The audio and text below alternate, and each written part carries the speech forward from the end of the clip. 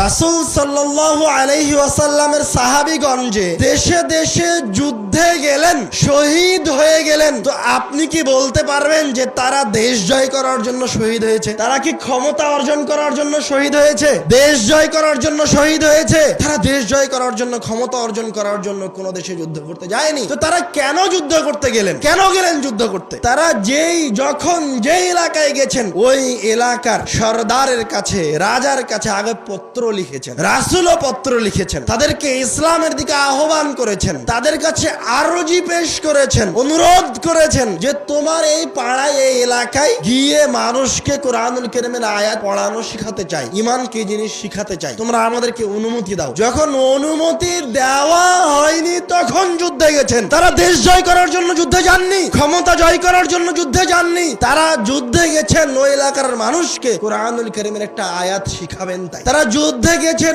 এই জন্য যে ওই এলাকার মানুষকে ঈমান কি জিনিস সেটা শিখাবেন তাই।